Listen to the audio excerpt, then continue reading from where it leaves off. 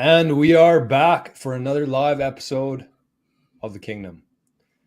Reggie was here. Reggie's gone. Reggie has no audio. Can't hear him. He's on mute. So I don't know where he is. He just kind of disappeared, and we decided we were going to start the show without him. I'm thinking he'll show up at some point here in the very near future. But in the meantime, we'd like to welcome everybody from across this beautiful country of ours. Manitoba, Saskatchewan, Alberta, BC maybe, Newfoundland, and probably Bryce, somewhere on the beach in Thailand. Oh, no, he's probably back home now. Anyways, pour yourself a beer, get nice and cozy, and we'll see you in exactly 30.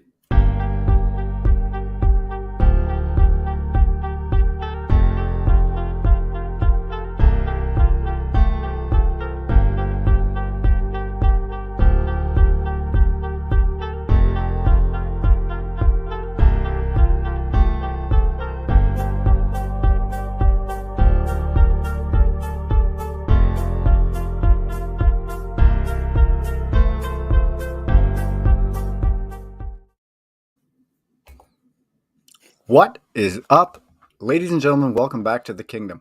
As we are sans Reg for the moment, we're going to tee things up a little bit different and head over to our boy Joy. What's going on in Rossman, buddy? Top of the evening to you, ladies and gentlemen. Do you ever have those? Do you ever do something and then you do it again and you don't learn from it, and then you do it again and you finally get to the point where it's just almost insanity? I poured this beer the last 4 weeks. I've been having a chelada mixed into the Corona, and it's fine. I take a couple sips, add some hot sauce, add some Worcester or Worcester. No, how do you say it? I don't know. But anyways, yeah. And then I go to pour the Clamato in there, and it's like a grade 7 science experiment, and it just shoots everywhere every time. What's that? Like it misses the lid? No. It hits it, and it like blows out of it. Blow off top. Oh, Christ. Hi, Reg. Like, what? Is it like a chemical reaction, or it's just like it's too filled up at that point? Yeah, gotcha. I think it's just pressure. You know how you have to pour a beer else it kind of blows up? Right. Same idea. Anyways, I've done the last 4 weeks now, and I'm hoping after saying it out loud, maybe next time, because I'm always in such a scramble to get everything going here. And so anyways, yeah, Chaz, I know. Should we take a bet? If you do it next week or not? Yeah, I take that bet. How much you want to bet? I guess you'd really have no way of proving it, but yeah, true. I go $5 that you do it again. See you, Reg. Bye, Reg. Okay, you're on. Got some speaking of betting, we got some interesting ideas tonight on the show, and we'll get to that in a second. But other than that, there's so much happening in the golf world right now, it's hard to keep track of it. And maybe it's a blessing that Reggie's not here tonight, because we can just talk about LIV golf all night. Actually, I shouldn't say that without him being here to defend himself. But no, things are good out here. It's March. Can you believe it? Quick. Man, did it ever. And it seems like spring's coming, but I've also heard chatter that we're supposed to get a big dump in the next couple of weeks. So we'll see. I'm over it already. Yeah, it's tough to say a couple of weeks away, but who knows? Usually the farmers are right, though, and that's where this info is coming from. So what is it? Is it March that comes in like a lion or in like a lamb? Yeah. Out like a lion, whatever it is. Yeah, I think we're past the ground. Oh, no, we're still in the 6-week groundhog phase, I think. Whatever Willie or whatever his name is puts on our plates, I guess we'll deal with it. And had another hockey game on Monday night with the Rossburn Hornets. Having fun with those boys. Yeah, it's nice. It's actually a pretty good, I after playing senior, I said that I wouldn't play hockey anymore because I figured it'd be a lot harder to go from somewhat competitive to not really in the rec side of things, but it's actually been a lot of fun. It's just nice to get out with the boys. And this is just more rec? It's more rec, yeah. It's basically like the small town tours. Like we play against Oakburn, Hamiota, Strath, and so it's a lot of fun. See a lot of old boys that we grew up with. And does Oakburn have a rink? Yeah. Really? Surprisingly. I lived there forever and had no idea. About that on here. We had to play 4-on-4 because the rink was so small. Oh, That was Oakburn. Must have blacked out there. Rossburn rink's surprisingly good though. Is it? It's kind of like I shouldn't say surprising, but sneaky good rink is Rivers. well, Rivers is like a brand new rink almost, isn't it? Yeah, it is. But it's a good ass rink. Like I think Yeah. a lot of teams from Brandon go out there. Yeah. Well, remember we played that game with the Comets against Gladstone, I think. I think you were at that game. Mm-hmm. Mm-hmm. I was in Rivers. Yeah, me and Fry made the trek. Yeah. But no, Rossburn, Strath, Oakburn, they're all kind of like the old school rinks, you know, but they've all kind of had additions through the years. I think they've got some grants from the government. And so Strath got brand new boards. It seems like they all have new lights in there, which actually helps a lot. And it's hard to beat natural ice, right? So right. I don't know. I just love that stuff. Did you see the clip that was kind of making the rounds of that Sasky rink with the drawbridge, and you had to come out on that? That's so sketch, but amazing so at the same sick, time. though. Yeah, so good. You'd probably get tired of it, but like the first time you're doing that, it's got to be a little unsettling, I would think. Right? Like it's not like there's a small drop. Like if you're going down there, you're going down. Yeah, you're like 15 feet in the air and just praying that Jimmy, the rink attendant, had oiled up the pulley system well. Yeah. Was the curling in Rivers? Must have been. But I couldn't tell you. I didn't know they had a curling rink there, but I'm guessing they did. That's a sport I skip. It's curling? Yeah. Curling's so much fun. Just never get around to it. Fun-wise, yeah, to play, but to watch, I can't. Yeah, I'm with you. And a lot of people just love it. Love it. My parents? God. Like they're in Mexico right now, and Dad was like texting me, asking me about who's playing and who's winning, and I'm like, I have no idea, man. I'm not helping you on this one. You've got an app on your phone, figure it out. And then they found a sports bar in Mexico that was playing the curling, so he was posted up there for a week. Nice. That's key. Yeah. I remember scrounging around Mexico, Cancun, looking for the Jets games, and you stumbled across a few. Ches says, imagine being a goalie walking down those stairs. No shit. Goalies have a hard enough time walking on normal ground. Yeah, goalie, you might just have to tuck and roll with all the padding you have on. Cam says same building as the Rivers one. Yep. Cam, yeah, I do remember that now. Cam hosted a pretty big event last week. I think it was last week or weekend before. The Easter Seals curling Bonspiel. I've played in that a couple times. Pretty much the only times I've curled in the last 10 years has been at the Easter Seals Bonspiel. And I will say that it's very hard to beat the vibes at a Bonspiel. Is this like a legit one or it's a piss up? I think it's a little bit of both. They have a competitive side of it. I don't know if you get to choose or not. I don't really remember, but there is definitely a piss up as well. And they got a really good social after. I don't know if they are still doing that. I'm guessing it's back now. Scotty's was in the Rivers. Anyways, this isn't a curling podcast. Drums. Hi. What's up in Brandon? Not much. We just got back this afternoon. We did a couple nights up at, I guess it was just one night, a couple days at Elkhorn. Oh, yeah. I think we're making it a little yearly event with ourselves and the in-laws. They got 2 kids, and then actually Lys's mom and dad came this time too. So it's good to have the fam jam out there. Spent way too much time in the pool and climbed the stairs about 500 times to take Luca down the slide, and he was just absolutely loving it. So as he gets older, it's an unbelievable spot to go to. Like, do you remember growing up there, we'd go for the credit union stuff, and we'd spend the entire day on the rink or in the pool. And I'm doing a solo mission here. We lost Jor. So pets' heads are falling off. This is going to be fun, boys. Don't know what happened or where everybody went to. Hopefully we got some boys in the chat here to help me pull the reins. Anybody got some Q&As? What should we get into here? You guys want to hear me talk shit about the Reg and Jor or what?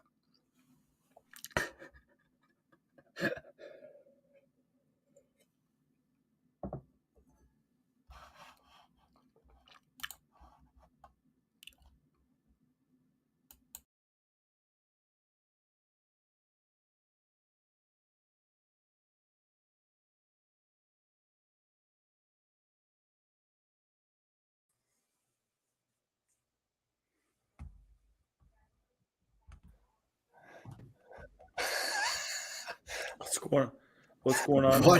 What is going on? Is right. I'm back. You're back. Jor's gone. I was solo for a minute, and then everything went wild. I found one setting in like the 18th page of settings for microphones, and I was somehow muted on like I had to click through like 18 different things to get to it, and it was all muted. Beauty. Well, we got you. We lost Jor. I don't know how we get him back in the show as he's running things, but we'll see. What's going on up in D-Town, big guy? I'm back, baby. Back, baby. Not much, man. Had a busy weekend. Lots traveling. Went into Brandon on Friday to watch Bedard play. Yeah. Drove back to Dauphin that night. Work Saturday morning, and then left straight from work and went to Festival on Saturday night in Winnipeg. Ooh. And then watched Rippy on Sunday morning, Sunday afternoon. Nice. And then back to What's happening? Just absolute chaos. Just play it off. That was absolutely nuts. That's never happened before. Not even close. I was solo for a bit. No, Trev said no one was here for a second. Yikes. Probably the most enjoyable 20 seconds ever in Kngdom history when nobody was here. Big weekend coming up too. I got the Dauphin curling bonspiel, men's bonspiel here. Could be a good one. How was the Bedard show? I don't know. If you talk to anybody that was there, he didn't really do much special, but he had a couple, like his agility is absolutely insane. He had a couple times when he just was going like full speed one way, and then all of a sudden he was just full speed the other way. And it's almost hard to judge him right now because he's so much better than every one of his teammates. Mm-hmm. So you could tell like there's a couple times like his brain was so far ahead of everyone else's that right. I mean, obviously he's going to get frustrated because he's just way past that level. And obviously, I mean, he's like 2.6 points per game this year. So I don't know. Just absolutely ridiculous. Rippy played solid though on Sunday. +3. Good. 4-0 win. Just so solid.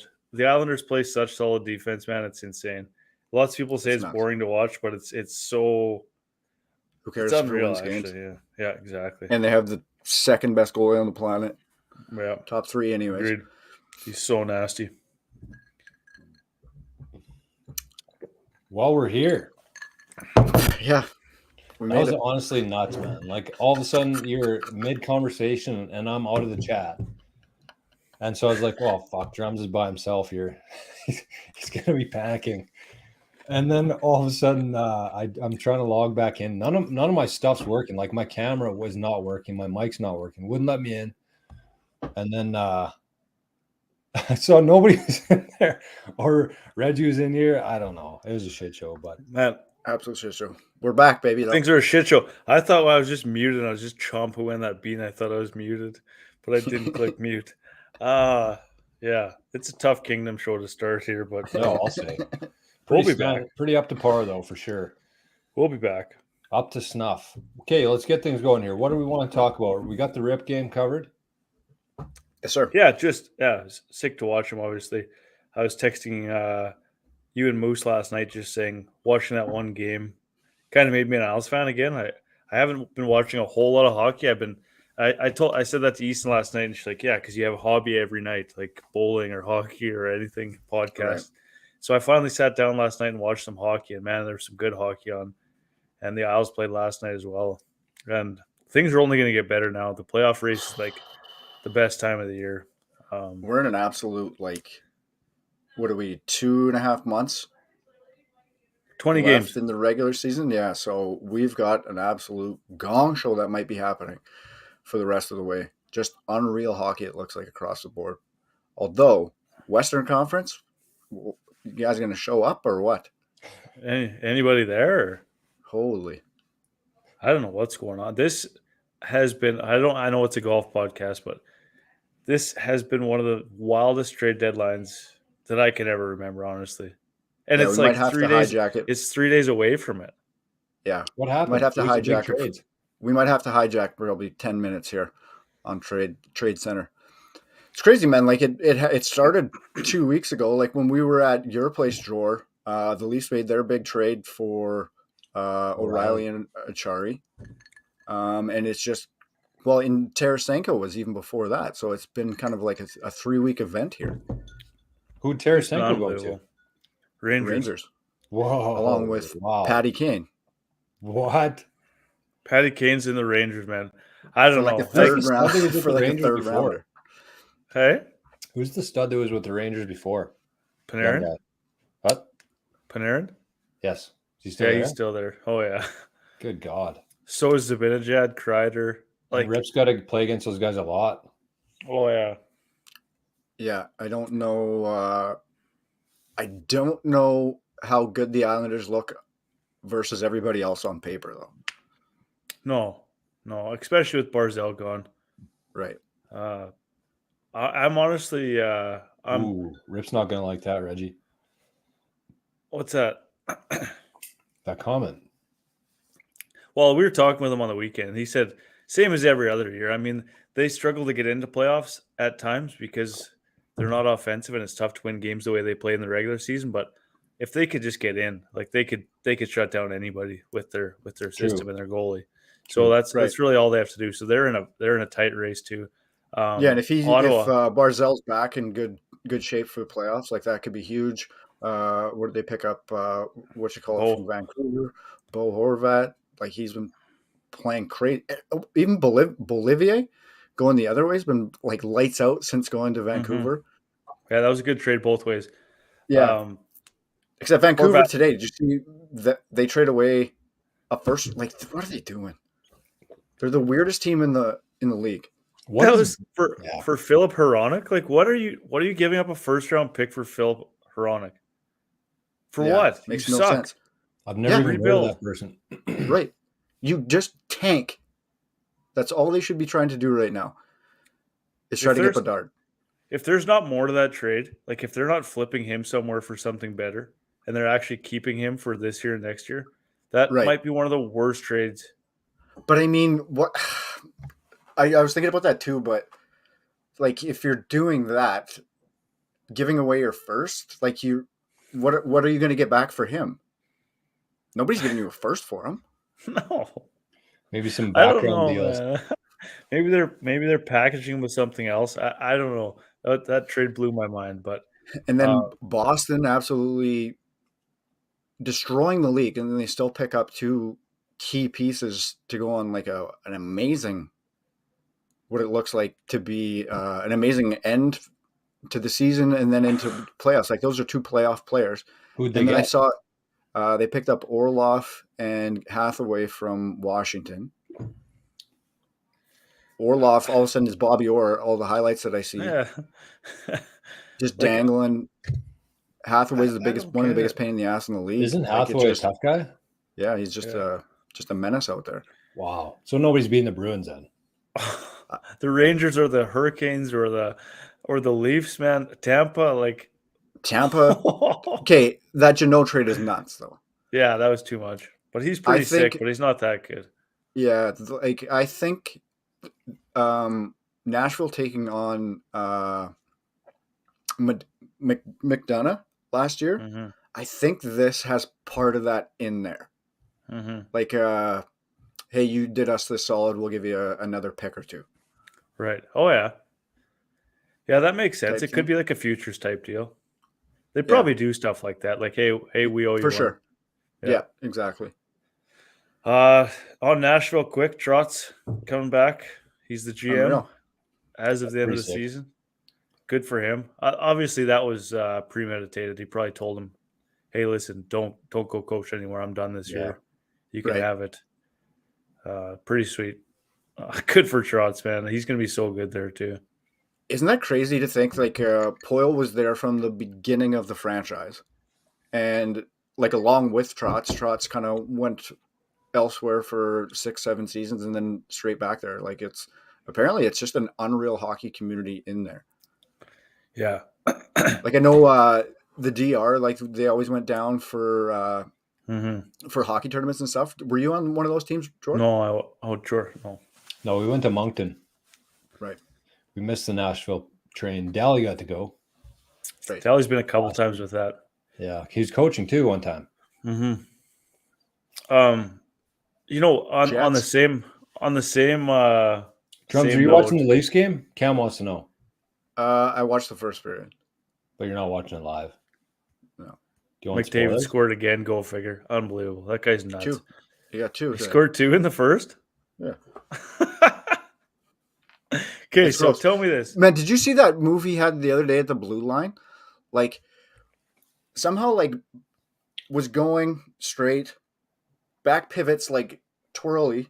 Like, I don't even know how to explain it without showing it, but it was like it was like going towards the D-man and then just immediately cutbacks to wide open breakaway. Like, it was nuts. Everything that guy does is just nuts. He's absolutely insane.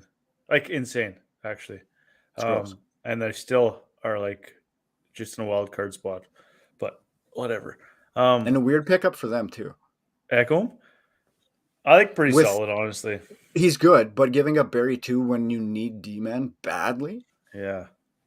So that's what I was actually going to talk about is Barry. So I was talking about this with East, and this pertains. I don't know. I just think like this is why the Canadian teams struggle. 1, to keep guys, and 2, to sign guys. So if you're Tyson Barrie, I mean, he's kind of at the end of his career now. He had a hell of a career with Colorado. Went to Toronto, kind of struggled a bit. Went to Edmonton, hasn't been the best there. And so he gets a call yesterday. He's living in Edmonton, in shitty winter in Edmonton. He's going to go through a grueling next 3 months in playoffs, maybe. Just beat the shit out of his body. And he gets a phone call that says, hey, Tyson, you've been traded to Nashville. Like, he gets to move from Edmonton to Nashville. He doesn't have to go through the whole playoff bullshit for the next 3 months. He just gets to go there and coast. I know lots of hockey players would be disappointed in that because he's missing his chance to go on a cup run, but it's like, that's pretty gravy to go there and just go live in Nashville, in one of the best cities in North America, instead of Edmonton. And I just kind of ride off into the sunset. I would bet all the money in the world that he gives 0 fucks and would rather be playing in Edmonton, going on a run, sitting shotgun with McDavid on the power play, for sure. I don't know. For sure. I mean, I'd rather be in Nashville. Like, who wouldn't? But who's the favorite in the West? Like, it's still Colorado, which is crazy. Yeah. Like, they've been kind of a dumpster fire. They've got injuries and stuff, and once they get in, they're in, right? But I mean, like, if you look at anybody, like if you Edmonton, Toronto right now, for example, Edmonton's still the favorite. Toronto's a way better hockey team. They're still more of a favorite for the Stanley Cup because they have an easier path. Yeah, true. Still got to beat these, though. Right. I don't know. I think the East is winning this year. This is crazy. But... And then Chychrun finally goes after sitting on the bench for 3 years trying to get traded. I actually kind of like that deal for Ottawa. Man, this is embarrassing. Oh, no, it's not embarrassing at all because Giroux's there and they got a bunch of sick young guys. I watch a ton of Ottawa games, like when I can. That's who I watch. That's sick for them, man. I hope they go on a big run here. Those 2 games against Detroit were huge, but awesome for them to get Chychrun and Shabbat and Sanderson. Pretty nice. Whoa. And I mean, like, he was a relatively cheap cap hit if he is kind of up to the player that he should be. And I think moving will definitely help that kid out. Like, he had injury problems and stuff, but he was on a shit team for get out of the desert, years, right? Yeah. Christ. Any other huge sorry to cut you off. We got to talk some golf here. I'm gonna fucking fall asleep. Let's get into things. We're 25 minutes in. We hit our NHL maximum. We live in Canada, baby. This is what people are talking about right now. Yeah, I know, but we're in a golf show. When we got tons of golf to talk about. If it was a slow week, I wouldn't care. But let's chat golf. Big changes in the PGA today. Reggie, thoughts? I didn't really see them except that they're cutting down the field And no cuts? in the elevated events or whatever they're calling them. Like those big purses? Yeah. I did see Rory's quote that the big sponsors are paying for the big guys to be there. I really don't agree with it, but I mean I don't know. Yeah, I don't know either. I hate it. I think there should be a cut in every tournament, but I don't hate it. I just don't know that I like it either. I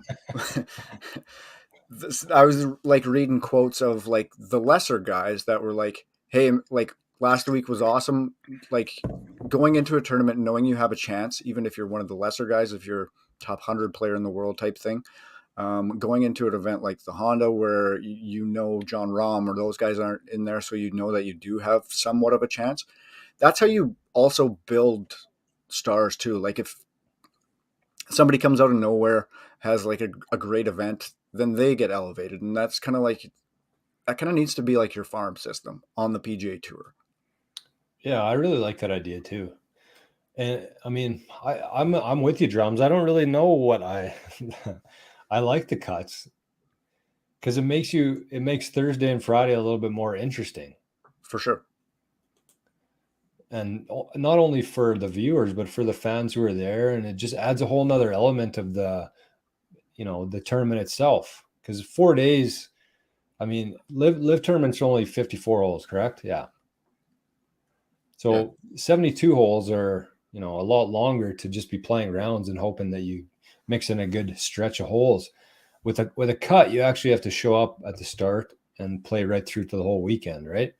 I mean, you can kind of play yourself out of it pretty early on, but it just, you don't have that same kind of pressure and element to it. So I don't know. I wish the PGA wouldn't have changed it. I don't know why they did. And Rory's got to kind of feel like a bit of a chump, no? For talking so much shit. Wow. And then I doing mean, the exact same things as Liv. I don't think he has to feel like a chump. He didn't go, and he was the PGA spokesperson. He kind of put them on his back for that time, and nobody else did, and he stepped up. And I don't know. It is disappointing that they are conforming to this basically to keep guys where they are right now. I agree with Drums. I think it's cool that some of the guys get more of a chance, like that Eric Cole last week, finishing second. That doesn't happen in the normal fields. They're too strong. Those guys just kind of get weeded out. It's almost like a Corn Ferry Tour event. No, I shouldn't say that because it's higher up than that, but it's like a hybrid. It's almost what that when we talked about that guy who wanted to do that new tour, not the LIV, but that other one, whatever PGL. it was, he kind of wanted to do something along these lines actually, where you have the top 48 or whatever it is. Now it's going to be 78 in the bigger tournaments, and then have the other guys play in other events, and still, right? And there's still like the old purses, which are humongous prizes to these Corn Ferry guys, or like the lower PGA guys. This is kind of what he wanted to do before. I feel like that guy,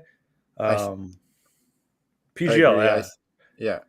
I think I think you're right. Like his point was, if we take the top players away, that just elevates you don't want to say the lesser guys, but the guys that aren't the top. Yeah, it gives them more of a chance for those weeks that those guys are gone.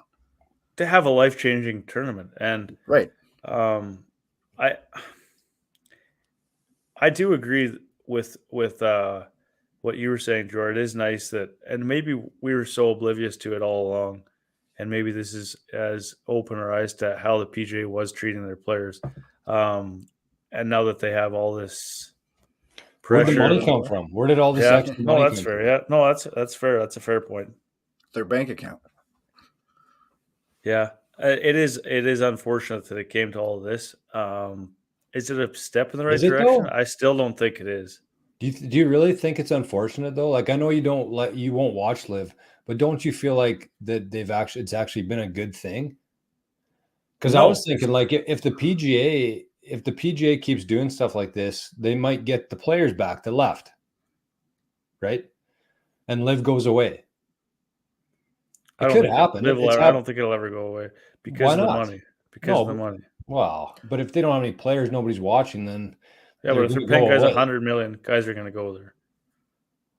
So, like, just hypothetically, if it ceased to exist next year, like it just did 2 seasons, and this The is what the XFL. PGA got out of it, I think that's Yes, still that's what I'm saying. a good thing. Yeah. That's what I'm saying. I thought that until now. I really don't like the no I don't cut. like. I go back and forth, man. But I also I don't like hate it. it I because it'll like be it, and I sick don't to like it. watch. Right. And you might get like some crazy stories of like that. I forget his name now. Eric Cole. I thought he was the hockey player at first when I tuned into it, but he's a He was a 34-year-old hockey rookie player. 34-year-old rookie on tour, and he had a chance to win on Sunday. So I mean, like, yeah, I don't know. It's the people that are going to start selling the events too, which I think is where like the Netflix stuff is going to come into too. I think the next The content season stuff. I think like the next season or the subsequent seasons will have more of a focus on some of the up and comers even. It honestly sounded like that was a pretty big deal to the players, and rightfully so. I mean, I get it because the PGA does all the filming of the events and all that kind of stuff. But I still feel like the players should just like have access to it. You know, just like I don't know. Like the content? The content. For sure. 100%. Like I mean, And the top guys do. There's probably some I'm not even going to say it. I'm not going to say it. But shout out to Big C. Don't know who that is, but great name in the chat. Big C says, with no cut, they might as well call it LIV 2.0. It seems like that. I still don't go that far with it. Like it's eight events. If it's not the Stingers playing against the Majestics, Right? or the Slammers, or the cleats. Congers, or the Range Goats. Did you guys happen to catch any of the action on the weekend? I just seen every highlights second. or low lights of their shot tracer. They had a tough time with the old shot tracer technology at One went the straight LIV to the events. left. Yeah, there was like some that were like moon balls, or some that were just snap hooks, and like the guy ends up on the green. Just hilarious. But yeah, I was so Trev says it kind of makes the regular events feel like a quadruple A stop. Better than the Corn Ferry, but not a full event. That's true. And you know what? The Corn Ferry players are actually good golfers, and they probably deserve to be, you know, showcased to the world a little bit more, I think. Reggie, you know more than me about that kind of stuff. You like following that kind of golf. I just don't because it's not on TV. but it's also not. It's also like Rom and Rory and those guys. They don't play every event. No, they don't. Not even close. So like, Yeah. I don't. On one hand, I don't like it because it, like Reg goes back to it screws with tradition and whatever it is, but at the same time you might get these cool stories that pop up of guys winning, but then again it's like it's 8 events. Is it really that different? I don't know. Cam says LIV players have to pay for their own travel now. Do PGA players not have to pay for their own travel? PGA does, but previously last year anyways, LIV players didn't pay for their travel. They just had the PJ stocked up and ready to go. So you honestly have to wonder, like if PGA kind of starts making these changes that the guys wanted, that's why they left. I mean, everybody thinks it was the money, and you know, 95% of it was the money. But there was other aspects to it too. And if the PGA actually starts accommodating to the players, maybe the PGA just is better and the LIV goes away. Like, I don't know. Yeah. And I mean, they're going to be playing the majors again this year. That kind of came out recently. Yeah, that was awesome, actually. I watched some of the golf on the weekend. I enjoyed it. Yeah, I did. It's golf. They were playing at a PGA course where they played last year, so it wasn't like a go track. Right. And I actually really like how they have the live scoreboard all the time on the side there. I like that, and it shows kind of which team they're on. And as Bryson said, even though the guy's having a shitty weekend, as a team event, you still feel like you're playing for something. You're part of it. Like you're not just hang me up. Which makes sense because, I mean, in the past, we've seen guys who, especially if there's no cut, some of those events and they're way out of it, Like, I think Kevin Na tried to play the fastest round in history just because he was done with golf and still had to be there. But I think he like ran from hole to hole trying to get the world record for fastest golf. Was he not the slowest in history? Or maybe it wasn't Kevin Na. It might have been somebody else. But Yeah. that's the kind of stuff that happens when, you know, you don't really have anything to play for 2 days afterwards. But I don't know.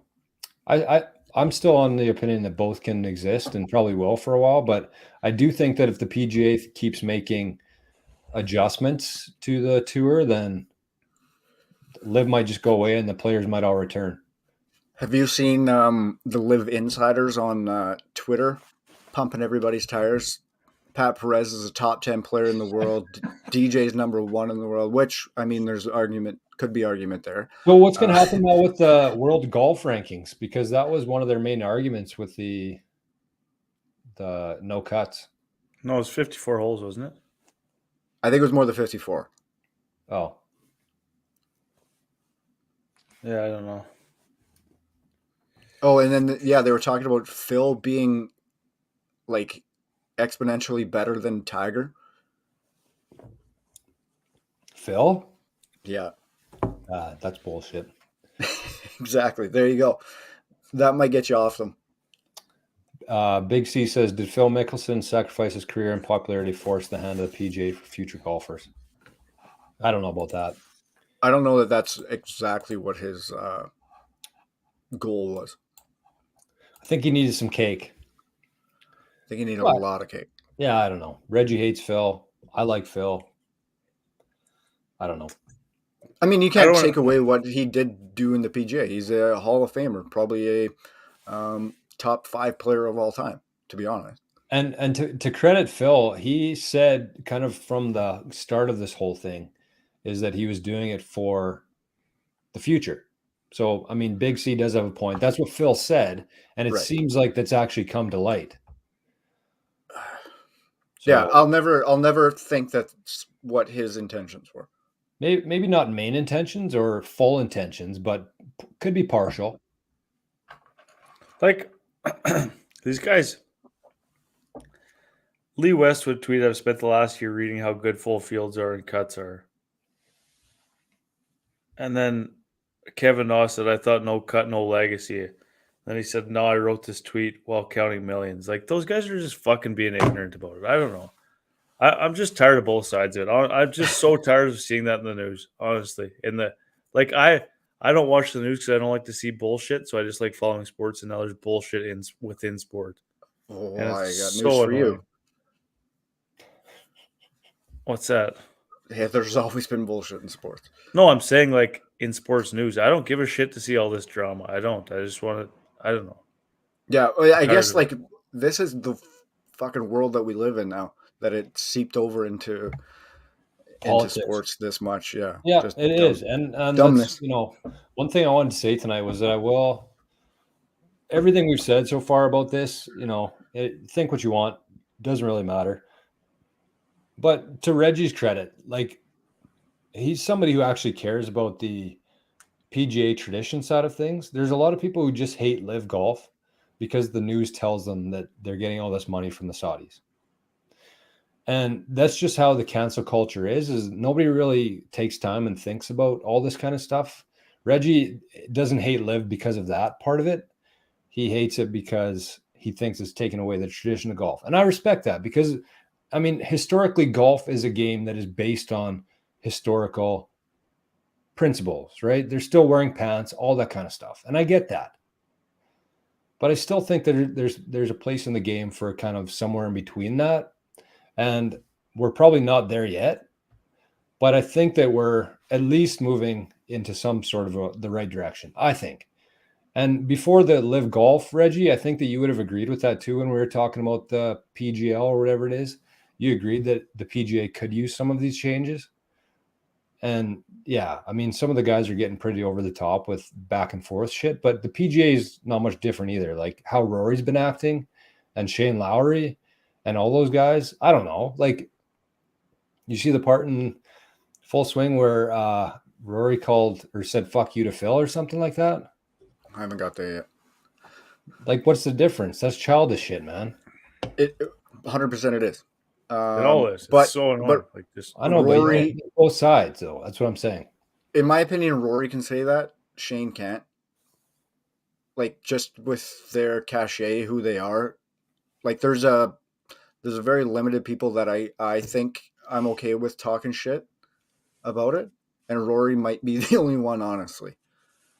Yeah, but he doesn't need to, though. That's the thing. No, he doesn't. I'm not saying like he should be out there every time, but when he does, like, I kind of overlook it. But when Shane does, I'm like, come on, guy. Like, half of these guys are 10 times better than you. And I shouldn't say that because I do like Shane. Yeah, Yeah. you took him a few times. Yeah. I think too. Well, I could back Rory saying something like that. Like, I'm sure he's tired of all the bullshit too. Just every time he goes to the golf course or every time there's any media member around and they're asking about LIV and they're asking about this. This is what so and so said about you. This is what so and so said about you. How do you feel about this happening? Like, why? If they're gonna make him answer that, he should be able to say whatever he wants. But if nobody's asking these guys for their opinion, they're just going on social media or going on wherever and saying the bullshit, then I don't know. That's It's childish. true. But if the interviews are poking at Rory over and over and over again, he's going to snap eventually. It's true. And I mean, in a perfect world, these guys would just show up to the golf course and play golf. And I'm sure that that's what Rory wants to do. I'm sure that that's what the majority of the golfers want to do, is just show up and focus on the golf. And that's it. But there's a media circus who likes pushing the divisive narrative with 1000%. everything. With everything. 1000%. That's all it is. Well, especially with the Netflix documentary, think of how many people are going to be golf fans because of this, or more golf fans because of this. And their introduction of LIV is "fuck them scumbags. We should never watch them. They'll never be fans. They're already coming out. Fuck them." So I mean, you got they Brandon might. Chambly as one of your main narrators. I don't mind Brandon Chambly. I don't know. Oh my god, I cannot stand that guy. I might be in the minority on that one. I don't know. I don't know where I feel either. I hated him a few years ago, but I don't mind him anymore. But Trump said it, he thinks Rory said that jokingly. For sure he did. Like, it wasn't like a serious thing, but it's still, I mean, jokey or not. You know that's going to make it into the show. Right. Yeah. Did you watch any of the Honda? No. Tell me about it, though, because apparently there were some good stories coming out of it. Hell of a finish. With Kirk. So, yeah, like we said, it was the young, in my mind, same age, so I'm still young. 34-year-old rookie. Eric Cole, former hockey player. Not sure if the same guy, but going with Stanley Cup champion. Stanley Cup champ with the Hurricanes. Yeah. It was him and Chris Kirk. So Kirk was one shot up going into 18, par 5, right? Kirk goes for it over water on the second shot, clinks one off the rocks, just about hits a Honda Pilot sitting in the water. Honda Pilots are nice vehicles. I was in some Honda SUV the other day, and it didn't look too bad either. Why is he taking that? Like, Reg, like, were you up on this at all? I wasn't. Did you see this? No. Okay, he has the one shot lead. So yeah. Eric Cole needs to birdie. Yeah, Cole's on a par 5. He misses a 3-wood into the water. Why are you doing that? Like, if you're Kirky? Yeah, why not hit 6-iron, get it up there? I don't know, man. That's nerves the one I and couldn't shit believe. like that. Nerves and shit like that do weird things to you, man. Yeah, it's weird that his caddy wouldn't have talked him out of it, but he would have been pretty hopped up, thinking I'm hitting it good. I could just go for this. I don't know, man. Weird. Caddies probably feel like they kind of just want to let the player stay out of their way at that point, almost. Or no? Yeah, because if you say don't go for it, then he's fucked. Because then if he hits it in the water, if he hits that club and then hits it in the water, it's your fault.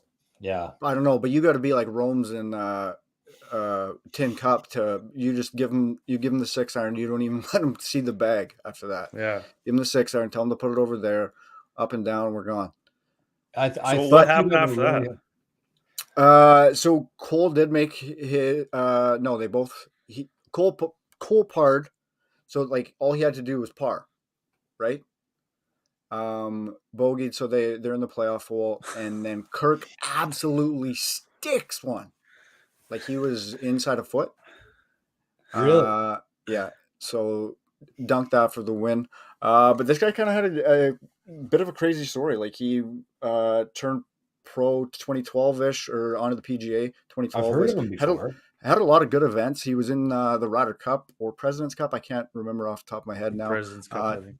President's Cup 2015 had a good showing. Like he had won 3 events, I believe, before that, and then just kind of lost his game for a number of years. 2019, he checked himself into rehab, had took some time away from the game, got his life, his shit in order in the past few years. Said he fell in love with the game again, and now comes back and has a crazy ass finish. Like this is the stuff, like I was saying, like where the stories and like this is how you get people interested. Like if he was being followed by the Netflix, this is going to be a hell of an episode.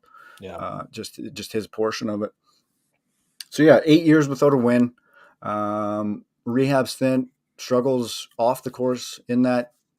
I kind of love the redemption stories. So this was a kind of a good. I don't know. We call them elevated. What do we call the other ones? Regular tour event win, just with a couple good stories of random guys that aren't at the top of the leaderboard every week with Cole and then Kirk at the same time. It would probably be sunken. Elevated into sunkens? Sunken events. Floor level. Love it. Main floor. Tell me this. DTS. Do you guys know what DTS is? Drive to Survive. Oh. Acro King, baby. Oh, but what? No shit. What about Big Break over both of those? I think. Honestly, why did they stop making Big Break? That was one of the greatest shows of all time. Honestly.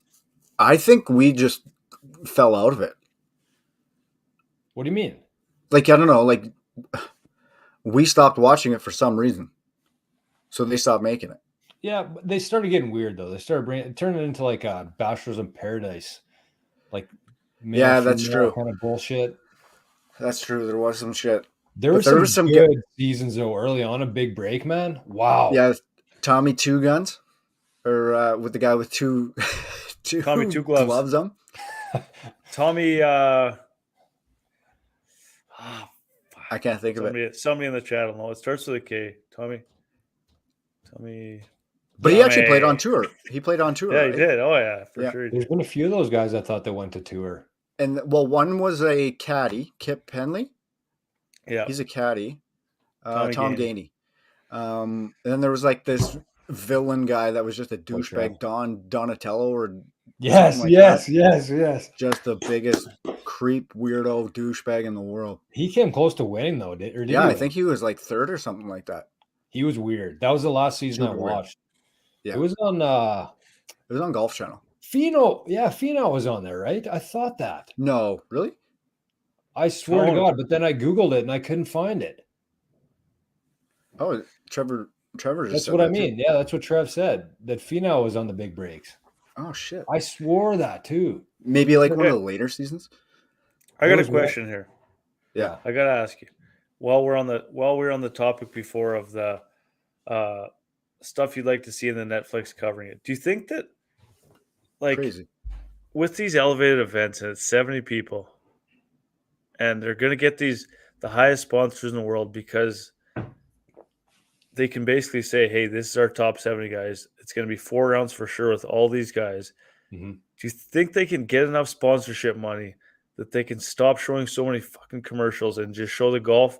And then instead of the commercials, do you think they could do like, not instead of the commercials, but do a commercial, but then do like, if you want to take a little break and play, don't go interview like the tournament host. Like nobody on TV gives a shit about stuff like that. No offense. True. I know it's for like Shriners and stuff, but you don't want to hear that bullshit. Like cut to like a story about a player. Have them all ready. Just get your film crew. If there's a cool story of a guy coming into the event, I know it's on PGAtour.com.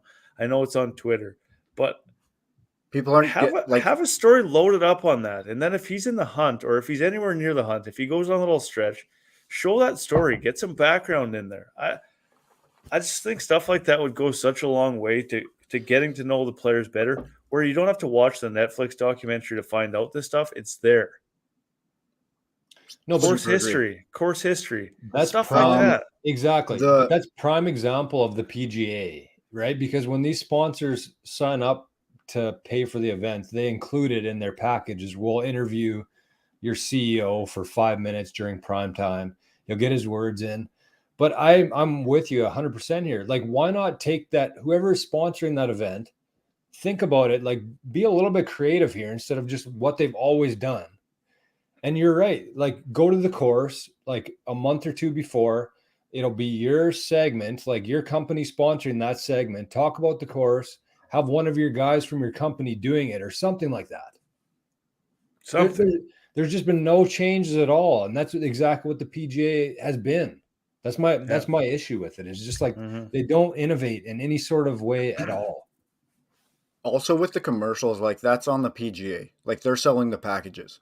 Right. Yeah. So it's up to them. It's not even the networks, I wouldn't think, because the network has them allotted for the time slot. They can sell whatever the hell they want for that. They're trying to make as much money as they can, but they're not showing good product. I do understand that, but so what? Up your fucking tournament sponsorship fee and gas out 60, 75% of the commercials. Like, I understand you're going to have commercials. Fully on board. Do the PIPs. The picture-in-pictures like they do in U.S. Opens and stuff like that. Yeah, exactly. Yeah, I think there's a lot of... You know how the NHL started doing jersey ads? Would you go for, like, flag ads or, like, some weird shit around the greens? Yeah. Because, like, it would be virtual, right? At that point? Like, if you had... Like the boards in the NHL? Yeah. That's nuts. I think they should try it if that's what their issue is. Yeah, I think that there's just so much that you could do with the PGA. I think that they don't do it. Totally is. They don't do a good enough job. If it's a Honda commercial that we're cutting to disrupt some guy's fucking back nine that he's just been lighting it up, and we got to cut away for 3-4 minutes or whatever the hell it is, just show the Honda pilot and on the side or whatever the fuck it is. Like, who cares? Just rotating like a rotisserie. Yeah. I just think in terms of like even the courses, like we have no clue. We have absolutely no clue about anything. Like the elevations, like they have to do a better job. I don't know how you could do it on camera. I know it's tough to show on camera, but I think there has to be a better way for them to do it. Profiling the course, say, like they do it when Tiger's playing. They show every hole and they profile the hole and they tell history about the hole. They do it when he's playing, but it's like as soon as he's not playing, they just forget about that shit and they just show bullshit commercials the whole time. And you don't get to see any of the golf. You don't get to see anyone. It's like I'm a big golf fan, but watching golf is painful with the commercials, man. It's unbelievable. It needs to change. It has to change. In these regular events too, because like that's how they're paying for this shit for these guys. Yeah, that's crazy. Interesting. And I think it's an easy fix, in my opinion. I agree. I totally agree. But there's people who can do it.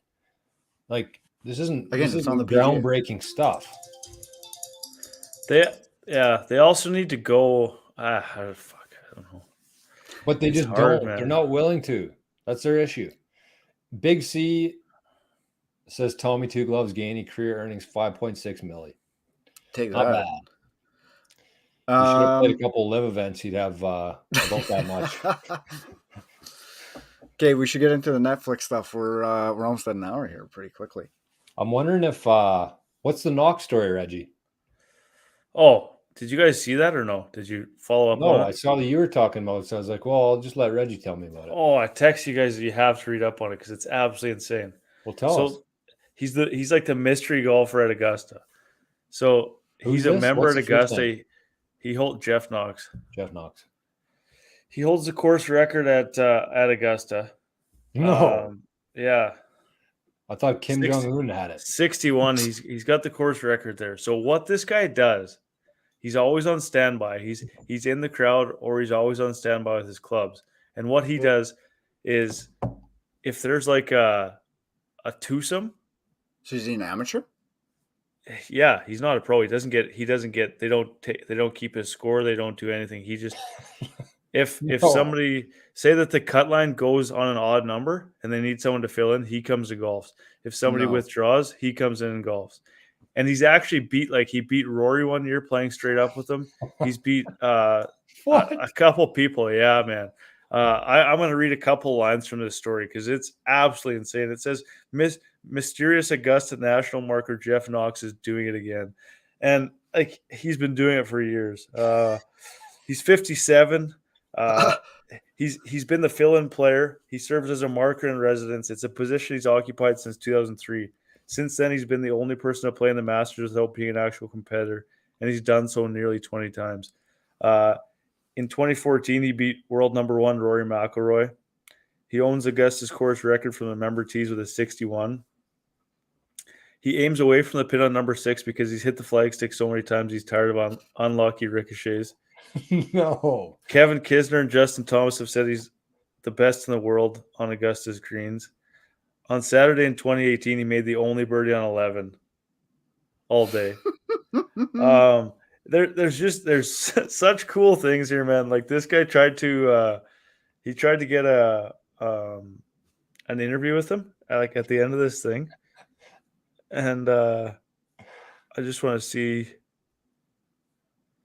Yeah, like why don't they show shit like this? We should start the Jeff Knox fan club. No, Absolutely. he's like a mystery man. Recluse? Well, it doesn't sound too mystery anymore. Looks like the secret's out. He said, I was eager to check in with Knox after the round to get a sense for his day, his mood, and his awareness of his own cult hero status. Instead, he vanished into the scores building. I asked a media official if he'd be available for a short interview, knowing full well the answer I'd get. We don't have the members talk to media about the tournament or the golf course, one official said. Message received.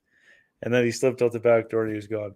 So, like, nobody's ever had an interview with him, but he played like over 20 rounds in the Masters, man. That's and phenomenal. Like you've never seen it on TV, you've never seen anything. This guy just plays. It's so sick. He only plays Masters, though. Yeah, I see. That makes sense. He's an Augusta member. So, are there like this type of guy for all tournaments? Like a seat filler? I don't know. I don't think so. No, because guys just play on their own in other tournaments. Because that's when whoever it was, Kevin Na or somebody else, when they tried to set the world record for the fastest round, it's because they were by themselves. Right. Mm-hmm. I do remember this now. Yeah. And it was. He was the first guy out. He was the first guy out Saturday morning or Sunday morning. Right. Reggie, you should have saved that for your Masters week. Yeah, but it's all over the internet. Like it's on a couple different things profiling right now. There's a late. I read the one from 2020. There was another story this year, so I think he's officially done. Like I think he's retired. So there's he'll get on a podcast or something soon. Yeah. And if it's blowing up, yeah. He must have been getting hush money from Augusta. Those guys do some shady shit, man. It's just a private club, yeah. They can do whatever the hell they want. I want another. I think you missed it, Reggie, last year, but the year before you did like 10 things you didn't know about Augusta deal. Can you bring that back again this year? Yeah. I don't remember Noxie being on that one. Augusta cut him. Noxie. The guys probably would like playing with him because he's probably got some good knowledge. He helped that King make the cut. Let's head in the story. Should we drive to Augusta and find his house? Get an interview in? Should we get Noxie on the pod? We could use Noxie. Let's try looking at the phone book. Do you think they still have this? Do they still make phone books? Oh yeah. Every time they deliver one to Aspen, I rip it. Can you rip it like this? You can rip it right down the middle. Oh, you don't do it like the strong guys though. Hey? You don't do it like the strong guys. The Hulkster. No, there's like a seam in And phone half. books. You can rip like I've ripped like huge phone books because there's like a seam you can rip and it's just like. Anyways, that's a story for another day. I'm gonna have to start mixing up my beer routine here, boys. I'm almost out. I might have to start going 3 beer. I'm pissed off actually. I Well, got like nothing. all of a sudden in we this started house, going man. like 2 hours every episode. Yeah, true. We used to struggle to get to like 1 hour, and then all of a sudden we're like struggling to finish under 2 hours. Shit's popping though. Lots of stuff happening in the golf world, though. It's good to see. Really good to see. Yeah. That's my main argument for it. Is just like, aside from all the bullshit that they put on it, there's lots of stuff happening in golf, and there's lots of people talking about it. And especially after Tiger kind of went away, golf really like. I mean, we were still interested as golfers, but like most people, like I can imagine the ratings were really in the shitter, and that's probably why Liv was like, "Hey, time to strike." I think the What? products I think the product itself in golf right now is the best it's ever been. In terms of Yeah, you're probably right. I'm talking the golfers and the amount of competition. I just think they need to do a better job showcasing it. But we said that 2 years ago, though, right? No, Like, I know. Yeah. But I think that literally the only thing missing right now is like Tiger playing a little bit more. And better. Nah, I don't know. Me and Reggie ranked him 9.5 out of 10 last week, so I think you're fucking nuts. we're what do you mean? We're not biased. We don't like Tiger that much. Okay, so we got quickly we got the Arnie Palmy this weekend. What's the tournament? Bay Hill. Looking forward to that. Imitation. Rest in peace, Arnie. One of the best guys in golf. He made a huge impact on golf. Lots of people don't even know what kind of, especially our age, people don't understand what kind of an impact that Arnie had on the game of golf. He was, I think he started the Golf Channel, correct? Part of it, I believe, yeah. And just such a figure. He didn't win as much as Jack and those guys, but man, what a guy, Arnie. And he was part of the inspiration for the King golf. We had the Dolphin Kings, the Brandon Wheat Kings, and the King himself, Arnie. So pretty good shit. Should be another. Is it an elevated field again this weekend? Got to be. I think it's just a regular. But there is like a good. I think it's like a 2 or 3 part documentary on Arnie through the Golf Channel. It's probably up on their. It's called Arnie, right? Yeah, I think, or Arnie's Army. Oh, is it? I think so, but I think it's probably on their YouTube now. Which, if you got time, definitely check that one out. Dustin makes a really good point here, and I think that's kind of back to where I was thinking with the elevated events.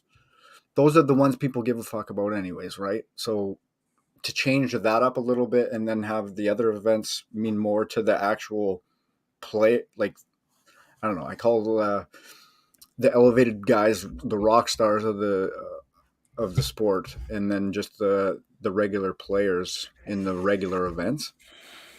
But yeah, I don't know. What are you gonna do? Like, golf is every week. It's just it is what it is. Yeah, I'm sure if there was a weekend where there was no golf, we'd be like, why not have a tournament here? Yeah, what are we doing? Well, I'm a huge fan of the elevated events, like a huge fan. Fine, because exactly those are the ones you can still have that are making you the money. But right, why put a cut in, or why take the cut out?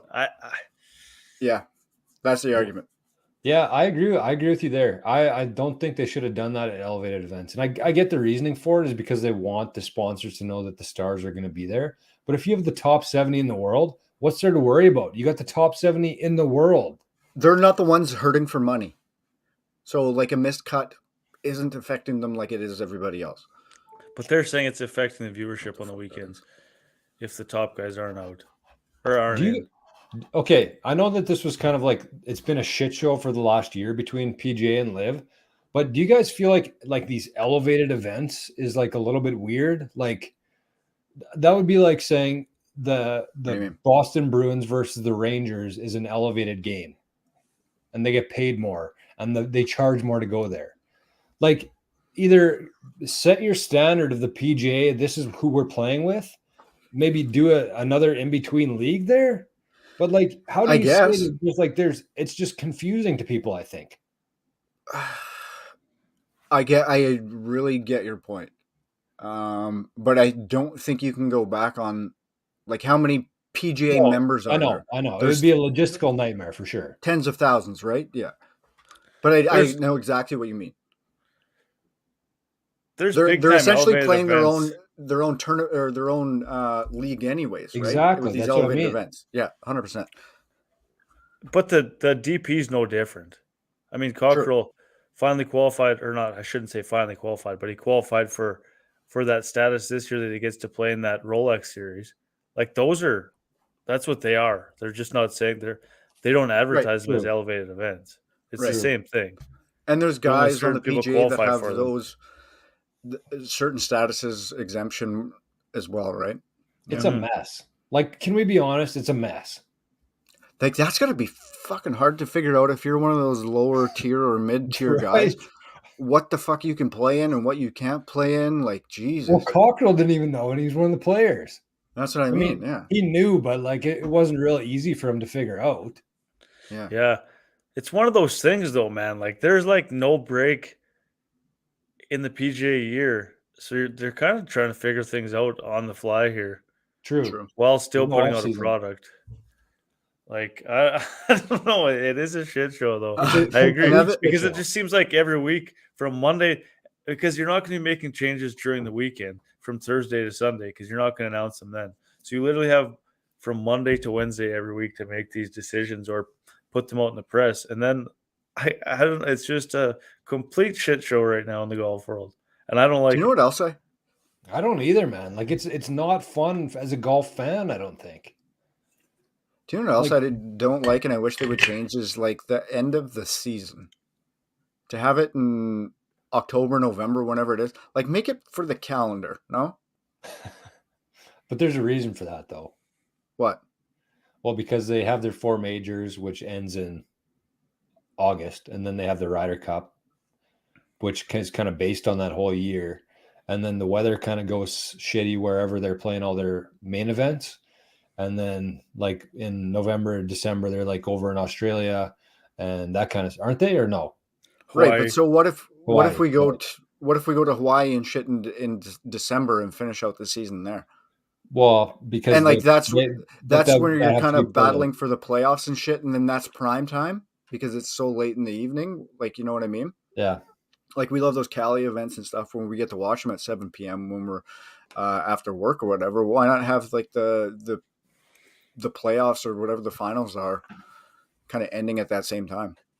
Yeah. So Dusty says if they had an event every other week, it would create more excitement about the events. The Honda Classic did get murdered, and I saw a bunch of accounts on Twitter trying to work their magic. They're twisting their words and their metrics and all that kind of stuff to make it appear like the Honda had a good week.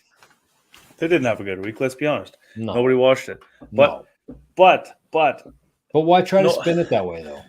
I think what the PGA is trying to do is get more viewership on their. Make it better for the shittier players.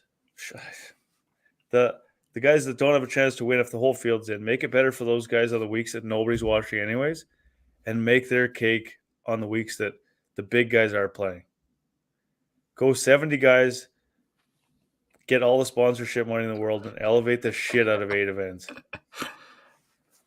No? I'm laughing because 90% of the shit that we say, somebody corrects us and like Trev just said, I think they're changing that next year. Don't worry. Like that's something that we should know if we have a golf podcast. No,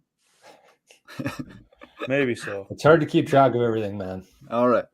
But you know, it's not the first time that the people in the live chat have corrected us. I mean, they're probably right more than we are on here. We're just kind of like the liaison between this and the listener.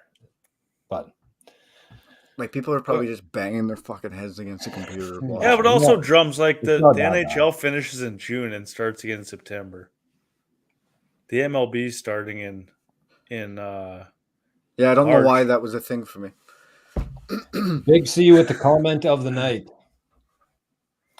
At the end of the day, all I care about is having golf to watch Sunday afternoon. PGA, LIV, who gives a shit? All right, No, salute. he said it doesn't matter, but I say who gives a shit. And I'm totally with that. All like Sunday afternoon, Sundays, you just want to like relax, put on some golf. I don't need to be hearing about the oil or the pronouns or anything like that. Just show me some fucking golf. We're at an hour 10. We should probably Really? get into some full swing. Do we have segments? You got a segment tonight, Reggie? I do, but I had one I last can push week it. I'd too, rather talk to Netflix. Yeah, I guess we Yeah. got to talk to Epis. Because I keep forgetting. Like I had to go rewatch these because I got a couple no. ahead, and then Yeah, let's talk about the Netflix, because so far my experience with the Netflix has been good. And I watched 6 episodes in like the first 3 days it came out. Like I was the guy who was like, I'm not going to binge watch it. I got patience. I'm the guy who waits for the next day to get the 2 candies.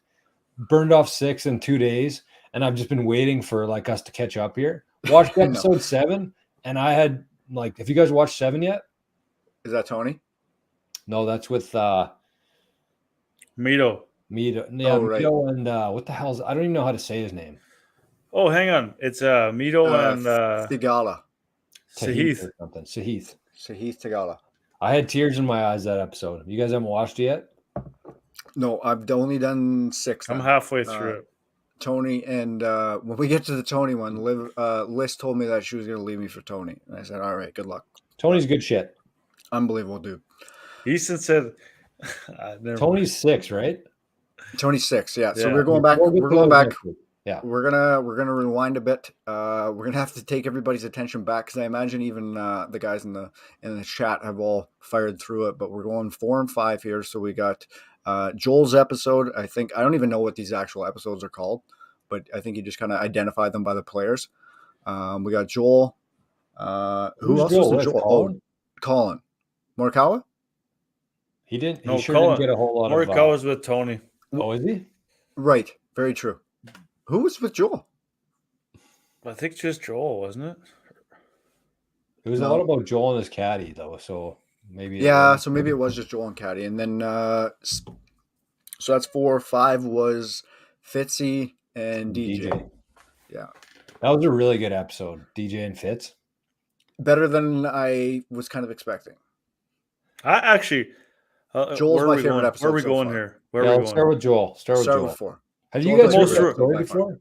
By far. I heard like bits of it. I didn't know kind of the depths of it. Joel was diagnosed with nut cancer. Yeah, didn't know that. I didn't know that either. I, for some reason, knew that he did lose his mom at a younger age. But I didn't know his cancer battle either. Not gonna lie to you, I probably cried 3 times in this episode. Did you? I watched it on it must have been like a hangover Sunday, and I was just emotional as shit. But Yeah, I was almost tearing up when every time he choked up, I choked up. Yeah, me too. So relatable, man. I don't know. That was the most relatable episode. Relatable. Honestly, confident shit like that I've ever actually experienced in my life. Honestly, watching that episode. Just a quick interruption to the relatable part of it. When he was talking about his mom saying like she did everything for me, I know that all 3 of us can super relate to that, where he said she did my laundry, she cooked every meal that I've ever done, she woke me up in the morning, she did everything for me. We're all 3 guilty. Massive mamas and boys and super guilty of that. So as soon as he said that, and then that tied in with her cancer struggle and battle, that's where I lost it at first. Mm-hmm. And thankfully, Liz wasn't looking at me. That start running through all this shit through your head. Like, if that happened to me, fuck's sakes. Yeah, exactly. Yeah. Exactly. Yeah. But no, like you said, he's the most relatable person that's been showcased by the PGA ever, probably. Okay, pause here. Big C's bringing the heat in the chat. If this is a legit comment, we might have to pay Big C to stop by every Wednesday night. Unreal. Is that legit? Big C says I was searching how not to hit a pull on this, and this podcast popped up on YouTube. There's no I chance. hope not. I hope not. It could have There's been, no man. chance. There That's could got to be. be That's got to be Christian. I'll tell you how to hit Maybe one. not though. It must be somebody that either knows drums or is serious. So we're gonna go with hopefully serious, but drums, yeah. I know exactly what you're talking about there. That's I honestly thought that Joel Damon was a bit of a dweeb before watching that episode. I Just kinda like did too. as a casual golf fan who they never because of really his did any- hat. Yeah, like it's tough to say that you judge people by their Attire. attire, but it's true, and I think that most people are guilty of that, and I'm guilty of that with Joel for sure. I do remember he had some big moments in just random tournaments. Like Mhm. one time he made a putt and he like went to the crowd and said, "Are you not entertained?" Like something like He's that. just a fucking gem, man. This Yeah, guy. But and then he takes his shirt off with the waste management. That's the introduction to the episode. Like, how good is that? Like, that introduces you exactly to who this guy is. Where him and Harry Higgs, and you can just hear Harry in the background. This goes in, shirt's coming off. And he just pops his belly. Harry just pops his belly out. Joel goes full tarp off, whips it around, grabs a beer, finishes it. and he's like, And then in the interview, I'll he's be like, expecting a phone call. I was expecting a phone Yeah, call. you're not allowed to do that, I guess. I mean, in fairness, you're probably not. I mean, it was an absolute caught up in the moment shit that probably a lot of guys would do. But The interviewer, you can't, I mean, and you can't do that. the interviewers honestly. in these episodes have had some fucking terrible questions. Like, if you're interviewing Ian Poulter and you legitimately say to him, "Are you a fan of the Ryder Cup?" Yeah. Like, that's the dumbest question ever. But Yeah. I think you're just trying to create that soundbite. So I guess that makes sense. But the interviewer's like, "So tell us about the waste management." Joel's like, "You mean when I took my shirt off?"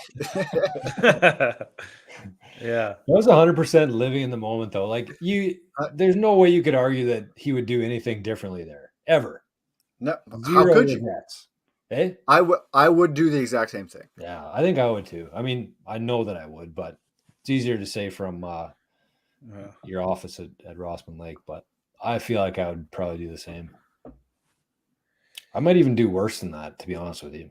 Like, you guys have golfed with me quite a bit, and like if I was a PGA Tour player, I feel like I would have been kicked off the tour numerous times. No, I don't know. That's just at home. Like, you're not pulling you're not pulling shenanigans when you're battling for $1 million. I'm pretty. I can see me like snapping and throwing clubs, and it hits a fucking fan in the face, and I'm off. Yeah, that's true, Doug. I'm pretty borderline Tourette's though on the golf course, though. Get this guy off the tour, Doug. Like I legitimately have no control over it. Just like it just comes out of my body. So, I'm a snap show. Yeah. I'm with you.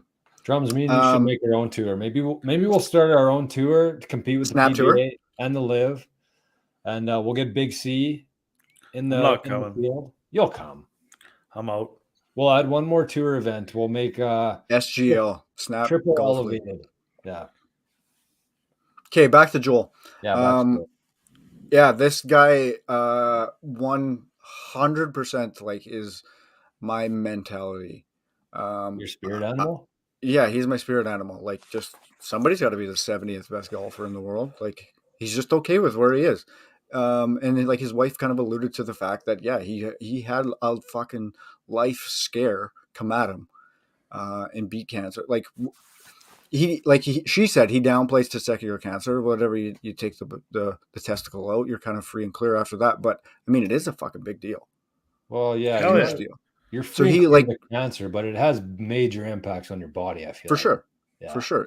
Everything in your life, it still impacts it. But because he's seen how bad life can be. So for him missing a cut or not winning a tournament is just okay. Like he said after high school, it was just I didn't have anything else to do. I was a good golfer, so I golfed. Turned pro. I think it really has to do with the personality of the person, because as somebody who's been in that situation before, like I haven't, thank God, but like there's been people who have been in that situation before, and they've kind of like went the exact opposite direction of that, like to the point where, they're dedicating their entire every shot to whoever they lost, or this is why they're doing it, and they're never going to stop working because of that. And it almost gives them like an extra boost in the gym or when they need it.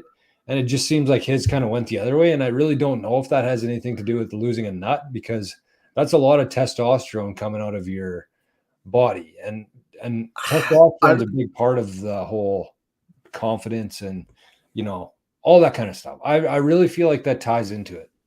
Mm-hmm. See, and I look at it as he's just seen the worst portion that you can get to in a life situation where he's just okay. Like he understands, like, I'm golfing for a living. I make amazing money. Yeah, that's fair. I'm okay with wherever I'm at. Now, at the end of the episode, it all kind of comes back in a way where he's like, right, I've kind of convinced myself, or Gino's convinced me, or my actual playing has convinced me that I can compete with these guys and make a push for it. I think that was a little theatrics for the show, but you could see it even just in his demeanor playing at the U.S. Open. For sure. And his demeanor leading up to that was wild. Like they're talking about dropping out, and he goes to sectionals, crushing beers in between. Do you even want to be here? Yeah. That guy's an absolute beauty on Twitter too, Gino. Gino. I seen an interview with Gino the other day where he said, like, I wish they would actually show like our entire episode, like if they actually showed you everything where they followed us. Like he said at sectionals, I basically told Joel, like, we have to birdie these last 4 holes, and they did. Like that was kind of a little bit overlooked in the episode. Wasn't part of the story though, probably, right? Yeah, it wasn't part of the storyline, and like that's the part I want to watch, like as a more in-depth fan than kind of Joe Schmo that has never watched it. But you're not going to find one on Netflix. No, I understand it, but I wish that, like, for us, give us that more in-depth, because he's like Gino said, like, we were standing on the fairway in 17 and we had like a discussion of how each shot for the next two holes were going to play out for us, and that's the shit that like we want to see on there. That's what I was going to say before. No, go ahead, Reggie. No, that's what I was going to say before too, and I think that players might not want it, but I honestly think that they need to start doing a better job of miking up the conversations. We don't we want to hear the broadcasters. We do. They do have some really good. No, but they do have some really good insights. Yeah, they do. Honestly, and they do a hell of a job. Time to listen. Yeah. Yep. And they do give you good insight, but I think that they need to say, okay, for this, we're going to cut live to the caddy, and we're going to cut live to Bones and JT and hear what they're saying about this shot. And I think they need to do that more. They are doing a way better job of it lately. Like you can hear it a little more on the course, but I think they still need to do it a little more. I think they do it more for select few. Like it might just be JT, Spieth, like those guys. I want to hear a conversation between Chris Kirk and his caddy on 18 when he decides to why not 3-wood into the water. Yeah, why not? I'd rather that for sure. Yeah, and I mean, if you're the golfer standing there hitting the shot, you're probably already assuming that this could be recorded or broadcast, so you're probably not saying exactly what you want anyways. So what would it hurt? It's not like these guys know that they're in like this bubble and they can never be. Everybody has their cell phone out. Everybody's, So I just don't think that it would impact the players in a negative way if we actually got to see that. Yeah. Trev asked if they ever did cover what a cut was in the show. Yeah, they did. Ricky, they did. I don't know. Yeah, it was Ricky, I think, actually. We haven't got a Ricky episode, but he's been in like 80% of the episodes. He's a narrator. He's with I think Chambly. I'm perfectly perfectly fine with Ricky being I wanted to a see what was narrator, going on but with Rick. I do want a Ricky episode. Yeah. Is there none? I don't know. Unless I the didn't. eighth one is. Maybe it's Ricky and Rory, but Is there only 8? Yeah, for now, I guess. I only yeah. got one left. Ricky's unreal, man. Like I just love watching him. Like Yeah, I don't know, and You can't he's not. I love back. him too. He's And back he was, right now. and he was the most, I think, upfront when confronted with LIV stuff. He's just said, "Yeah, like it's a lot of money. I haven't made my decision yet. I don't know what my decision is going to be because I'm just weighing all the options. Shitload of money." Yeah. So with the Joel and Gino, like that's I don't think that is that a one in how many people are on the PGA? Like, is that a one-off relationship? No, I don't think so either. You don't think so? No. I think it's less common than the other way. Probably the story behind how Joel got him as a caddy, that'd be a little bit different than most. Him writing a letter to him. It's crazy. Like most guys would, bounce between, find the best caddy, like JT did with Bones, that kind of stuff. Fitzy with his guy, just kind of like the older course rat that. Okay, we're gonna get swung back the to bag. Fitzy too. We got to get back to the show and talk about Fitzy's an absolute beauty. Like he's Okay, not, but he Let's is. finish up. Just wait. Let's just finish up on Joel's app. Yeah, after the sectionals, making the actual U.S. Open, and then having like 3 amazing days after that. That's got to pump the guy's confidence and to get him going again, right? Like, he had a win after that last year, right? He had a win last year. Before it was at that. I know he had one win Corrales before. or whatever. I thought he had one. I thought he did win last year. Was that a sunken event? Must have been a sunken. It was an opposite field event. But to see the difference of even just lifestyle of, he calls himself a mid-tier PGA player, to JT and Spieth, like they're wheeling around in PJs and he's back in his Honda Pilot going to get baby strollers. Like, I don't know. It was that was the part of the PGA that I wanted to see, was the mid-level guys that we never see. We never see. Sure, like the general public or the people that aren't as invested in golf as we are, they're going to shine more to the Spieth, the Koepkas, everybody like that in the show. But this is the people that I want to see. Yeah, me too. He's like getting shit-faced like in his backyard, and Home is there. They're just bullshitting back and forth, and Home is like, I think he's a top 30 player. I just don't know if he wants to. And like Gino's the same thing. He's like, unbelievable talent. I just don't know if he gives a fuck enough too. Yeah. On the complete opposite end of the scale, there's a guy who has recorded every shot since he was 13 years old or before that. That's psycho shit. I feel like it is, but I also really respect that, honestly, and I wish I had that quality in myself. It's a little bit much for sure. Like, I doubt that he ever really looks at them, but I just think that getting into habits like that and creating that sort of the mindset and expectations of yourself it's why he's there, and Joel's not there, I think. Sure. I think that portion of it comes down to, what do you want? Right, exactly. For sure it does. So Joel was like, yeah, What whatever. makes If you it go? happens, it happens. Where Fitz is like, this is what needs to happen. Yeah. I don't know. I think he's I like him a lot, honestly. Did you before? No, I thought he was a complete. I thought he was a dweeb weirdo, which he kind of is, and but which it's like this didn't deter that, but this just a cool weirdo. Made sense of it. Yeah. Yeah, he's a cool weirdo. It makes sense why he's doing everything. Cool weirdo. He's just a good human being. I don't know. Yeah. Who you'd like to cheer for now that when you watch him play, because he's very likable. Like, yeah, he's a nerd. He definitely is. There's no super nerd. No questioning that. He's buddies with Rappaport, which is pretty sweet too. I didn't know that. Love Rappaport. But I also didn't really know him as much as like in the last 6 months whenever he signed on with Barstool. Yeah.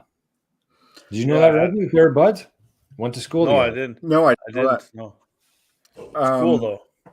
I kind of followed along with Rappaport beforehand, but like I think oddly enough, like the Barstool turn like just made him more open for everything. Mm-hmm. And obviously he did this before Barstool, right? Like he's only been in Barstool for like 5 months, something like that. Yeah. So a lot of Did the he? Netflix stuff was still while he was with Golf Digest. Yeah. But I think like that's a crazy dynamic that you'd never ever expect or see. Even in the Joel episode, like he's talking to Joel like, I don't know how you doubt yourself after you hit a shot like that. Ever. And Joel's like, yeah, whatever. And Gino's like, I'm fucking telling him. Like it's just a cool interaction with somebody that you see every day.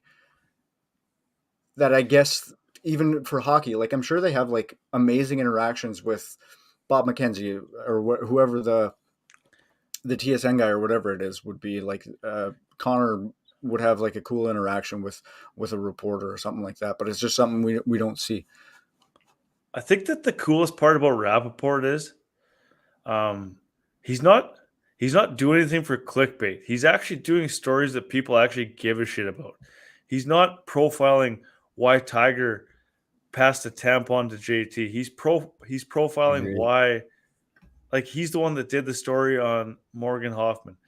He's doing stuff like that people actually give a shit about, the interesting stories. He's not doing it for clickbait, but that's why he's getting so much publicity, because he's actually producing good stuff. Yep. I think because he's a Click- huge fan like the rest of us, but he's a Right. phenomenal journalist on top of it. Right. It's so good, man. He's the best thing that's happened to golf in a long time, honestly. His stories, his background stories, and the in that he obviously has with all these players, because they trust another thing, they open up around him because they trust that he's not going to go turn their fucking words around in write-ups and spin Right, a like- whole different story than what they actually say. He tells it how it exactly is, and he gives us the inside privilege that we wish we had, that he has because he's buddies with these guys, and he The doesn't Phil's- overstep his boundaries. The Phil story doesn't come out with Rappaport. No, Agreed. it doesn't. But I also think that's a new age thing. Like he's probably our age group, our ilk. Like we would more so understand this is us shooting the shit than some grizzled vet journalist, right? Shipnick. Like Shipnick fucking spouting off. That guy's the biggest dweeb associated with golf. Yeah, he just needs to shut up. Yeah. Everybody needs to shut up in that whole situation. And Yeah, sure. Rappaport doesn't want to talk about LIV either. He wants to profile what they have. I don't know, Not be here, but he man. does a good job of even reporting LIV golf because he gives it some and doesn't give it much either at the same time. Good. This isn't the Rappaport episode, so we got to get back to Fitzy. Yeah, true. And DJ was in this episode too, which is a big deal. Is he a beauty? You forget how good DJ is. He's gone through a lot of shit in his life too. Holy fuck.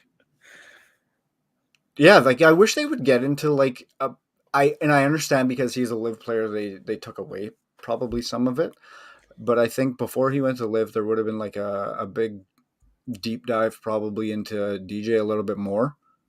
Where it just kind of showed DJ's extravagance. I don't know if Overview. they would have, honestly. Like, even when he was with the PGA, you wouldn't know that he was a PGA player, hardly. And not that that's anybody's fault but DJ's, but he just didn't really seem like he ever wanted to be like the guy. Spotlight. He didn't want to be in the limelight. He still doesn't, but he's got a good story. Like everybody knows the motherfucker had a cocaine addiction. Yeah. Let's get into it. Let's get into his party lifestyle. Like, yeah, you don't just I like get into I Pauline like and Gretzky without fucking being a little bit wild, in my mind. And also, like, all that stuff with the Masters, all that shit that happened. I mean, he was the top golfer in the world before that shit happened, and he fell down the stairs at his Augusta cabin and couldn't play it in the Masters. I mean, like, let's see some of that shit. What happened? Like, Just talk about honestly, and ask him. He's had a wild, just everything that he's. And you know what I think that the coolest part about golf is that I've realized watching this documentary and watching when they profile stuff. Like, I'm going to skip ahead to next episode really quick, that Tony Finau won 2 events in a row after not winning for so long. And then now there's a different storyline every week where something happens, and everything that happens in the past just kind of gets washed away. So a documentary like this is cool as like a refresher to remember what happened. And it's just crazy in golf, and it's more so than any other sport in the world, I would say, that what you did this week isn't really going to matter a whole lot in a month because everything changes so fast and guys go on hot streaks. And now we're like, right now we're talking about Rahm, but Scheffler did this that was crazy, and Rory did this that was crazy. Morikawa won again. Spieth was back. It's just there's a different storyline every week, and then until that guy gets in contention again in another tournament, you forget how good he was for a long time because there's so many guys that are so good and have capability to do that, right? So when you watch a documentary like this and see that, it's just like it's mind-blowing for the fan who watches every week because you forget about that stuff so easily. True. That's the thing I've liked most about it so far. And kind of same on that too, back to the Joel episode. Yeah, he had 3 amazing rounds and then he had a tough Sunday. But like the episode didn't show jack shit about his Sunday. Nothing. They were just, he had a good 3 rounds. And like with his comments, they edited to make you believe that now he's going to go on this like incredible run with a trajectory just based off one tournament that he had, which is a little false in my mind too. Yeah. Isn't it cool to get the reminder of how good these guys are though at certain points? Like, and it makes you wonder why you don't throw money down on if a guy has a good week. Like, obviously he's playing good, right? Like, obviously his game's at a peak right Sunday and Wednesday when they start getting ready again. Right. Like, obviously he's dialed in. He's going to be buzzing next week. And guys do that. They go on these runs where it's just they're in the top 5 every week, like the top guys. Like, it's crazy, man. Honestly, I would think so crazy. more so in regular events compared to majors because the courses are so set up for the major, right? But if it's a back-to-back just normal week, that makes 100% sense.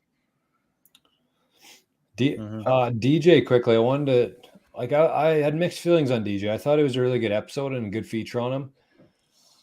But he said like one thing that I was like, okay, that makes a lot of sense to me. And then he said something else that I was like, okay, so he talked about the fact that like Paulina was on there. She was talking about how much she would have liked her dad to be around when she was a kid for her birthdays, all that kind of stuff. And we don't I could have done without Paulina. What's that? I could have done without her in the episode. Why? I think she did more to hinder his image than she did to elevate it. Anyways, like we don't understand that. Like for us, like our parents were always kind of around for our birthdays and that. And I could see that. If your dad's, I mean, it'd be awesome to have DJ as your dad, but you also want your dad to be there for your birthday. So I understand why the LIV guys made that decision. Less golf, same amount of money. But then DJ goes and says something. And I know we talked about it last week, but he said, like, if you had a job where they said you could do less work and get paid more to do the exact same thing, why wouldn't you take that?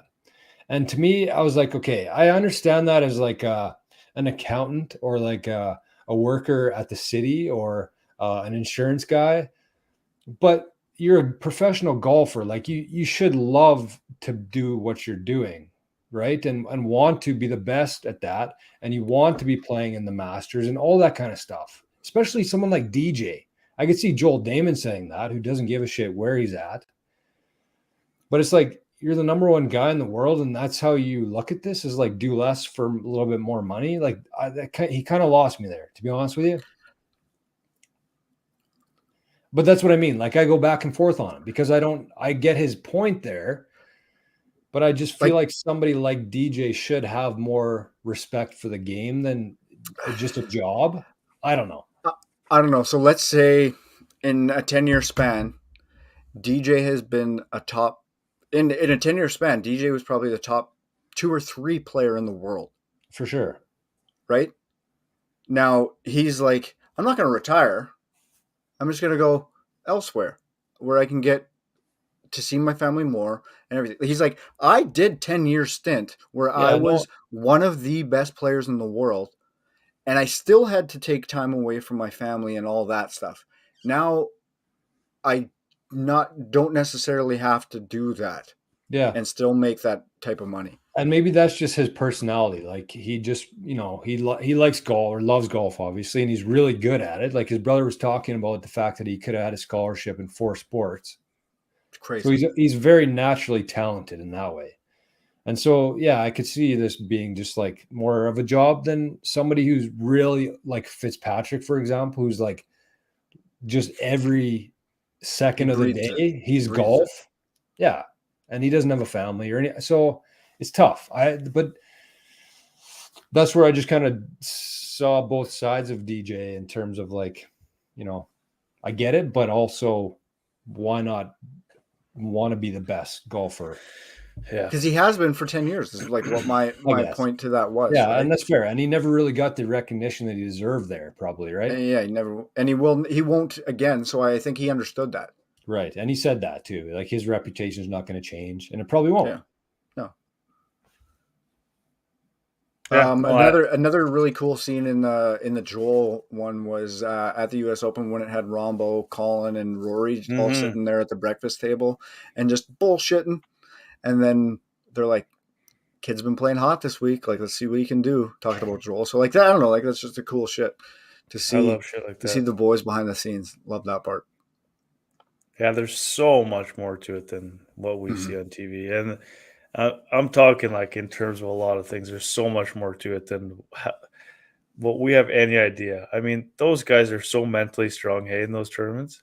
Crazy. And you see it so much in this documentary.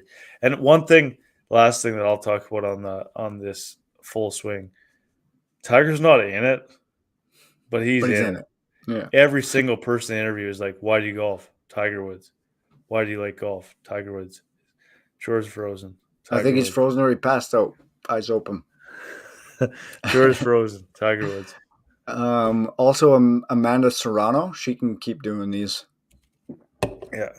Doing well. Good. She's good. Rap's good. I don't like the other guy. I don't know what his name is. I can never remember. Sean Foley. Nope. I can kind of do without Foley. I can kind of get him too.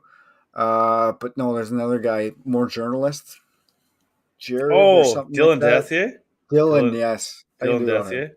Yeah. I don't know. He's just like I like him actually. In real life. Yeah? IRL, I like him. Do you like the guy in Drive to Survive? Will? Yeah, love him. So much, actually. He's my Rappaport. Yeah. Yeah. Yeah, he's unreal.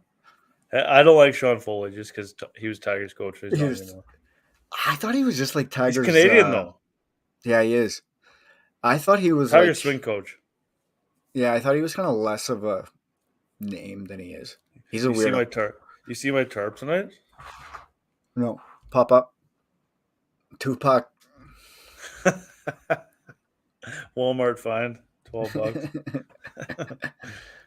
So I don't know. Is Jordan coming back? So Jordan's gone? I don't know. Yeah, I guess he's gone. Wow, we're in deep. Are we almost 2 hours? We're an hour 43 right now. I don't think anybody's left in the chat. I think they're done with us. Yeah, well, maybe we should just wrap it up then, or I guess. I don't know. I don't know if we can wrap it up without him here. I don't know how this goes. What else? Let's keep chatting about full swing then. Oh, there he is. What is happening? Here we go. We were trying to figure out if we could leave or not, but we didn't think we could, so we were going to start talking about it again. But I think we're done. So yeah, I came on here and it said both you guys' devices couldn't connect. So I was the only one on the screen there. So I was like having a conversation. I was like, I don't know what happened there. I guess we'll hear what Reggie has to say next week because I don't know. Everybody's gone. And it said nobody else was in the chat. It was just me in there, but the recording was still on. So I was like, okay, well, I'll just close things out. I'll say goodbye to everybody. And then it cut out on me again. So I was like, I don't know what's going on here. Was it just me that left? Yeah. Well, on our side of things, yeah. Oh, sorry, boys. I don't know what the hell's going on here. You might actually have the recording. Yeah, no, we got it. Let's get out of here, though. We're almost at 2 hours. My back's Yeah. getting sore. Too much. Sorry, I missed your last part there, Reggie. Don't even know what I said.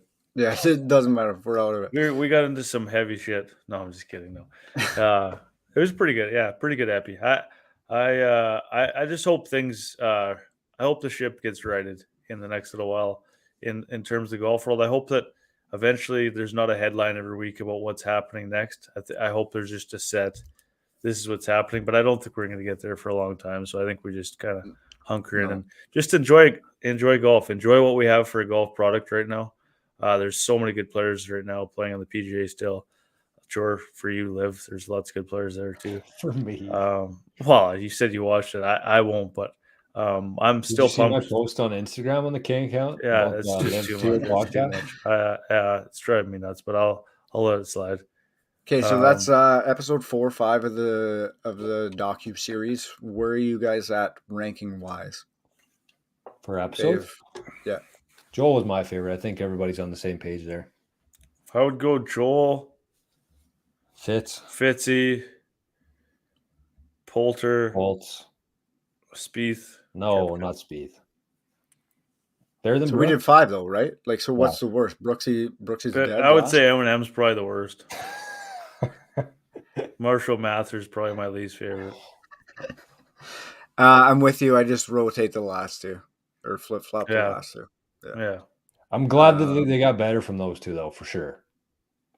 Yeah, 100%. And like, I can actually, I understand more why they got that first episode out of the way too. Yeah, because it didn't bring much. No. What? So what are we doing for next week then? Are we doing all three, or are we doing? Yeah, let's go all three. Sorry, go ahead, Reggie. No, this Mito, whichever one it is, it's wild that he's hanging out with Carlos Ortiz and Joaquin Neiman because they're all gone. Oh yeah. And they're hanging out all the time, and they're all just even in the Fitz one at the house, he's with Peters. Yeah. Before Rap comes back or Rap comes into the house. How cool is that? Like you've got your boy, one of your best friends from university, who is like the biggest journalist in the game, is staying with you the U.S. Open week when you go to win it. Yeah, it's just unreal. So do we we didn't even touch on that? Like Fitz fucking won the U.S. Open. Do we give much credit to Fitzpatrick then for like bringing Rappaport into the golf scene or no? No, I don't think so. I feel like it would help having your best friend playing on tour, like having the inside scoop. He doesn't play that much on the PGA. He's more of a DP guy at points. Now he's just in that echelon where he's just going to play the elevated events and majors. Man, I know we're almost at 2 hours, but when Fitzy's walking through the crowd and the crowd is absolutely ripping him, I didn't know that happened on the PGA. This is like, this can't be real, right? Like this, they're like, why do they hate him? I'm like, I don't know. I don't have an answer for you because I've never heard it like this fucking wild. They're like, watch yourself, baby boy. And like, it's take a towel on the beach, boy. It's just the fucking Boston accent, gross people. Like, you know what I mean? Weren't they calling them Matty Sketchers? Yeah, they were calling him Matty Sketchers too. Like they're ripping him whole. They made a lot of him being like a smaller, slight guy in this episode. And, like, motherfucker's my size. Like he ain't that small. He's pretty small though. Walking beside DJ. Yeah, DJ's 6'8" for Christ's sake. What the hell was I gonna say on that? I don't know. My brain's shutting down here. It's too long. Yeah, we're too long. Let's wrap it up. Oh, one last. I was just gonna say, like, how about Happy Gilmore's caddy there? What the hell's his name? He finished second in like every major last year. Will Zalatoris. Yeah, I know. He was in the mix. Tough. He's got to be looking back, wondering. He doesn't get an episode this. He doesn't get a full blown episode in this, does he? I don't think so. I don't think he was one of the guys that signed on for it. I thought he was, but I thought he was. He should be in the next. He should be coming up. Maybe he's 8 with Roars. Then that's my last one to watch here. So we're doing all 3 next week. Yeah, let's get rid of it. Okay, they're going to be good ones too. I think these last 3 are probably. Well, Joel's good, but these last 3 are good. The 7th one wild. Tony was good. Love And I'm Tony. guessing Reggie he'll be needing a blanket over his crotch watching Rory's eighth. Rory, yep. There. I'm going to watch the finish for Mito and Sahith right now. Yeah, it's good. Cool. Okay, And, I guess we'll do segments 2024 coming back. We keep kicking them. Why does this shit always happen with podcasts? Every podcast I've ever listened to they start off like 45 minutes, and then eventually it just, like I was listening to what's even that? Chickless does that. Like they were like an hour, Chickless and is now like 4 hours. Now it's like Rogan interviews. I was just gonna say Rogan. I listened to one with Lex. Hey? Lexi. Yeah, Lex, about that prediction Friedman? stuff. Yeah. Jeez, it's so long. That's us now. We're at 2 hours. For me though, We're in it, baby. like I listen to podcasts a lot, like a lot of different podcasts. I prefer them to be 2 hours. Me too. But at the same time, I got this is a weird one. But when I go home from work, like I'll listen to podcasts all day in the car. But on the way home from work, I started listening to music, and it just fucking like pumps me up. Like if you put like a good song on, you pump yourself up to get home, and like you come in the door, you're kissing the old lady, you're kissing the kid, everything's fucking hopping. Doesn't matter what kind of day you had. It's a little bit different vibe than listen to a podcast of people like bullshitting or pissing on whoever, whatever it is. Doing the dishes. Yeah.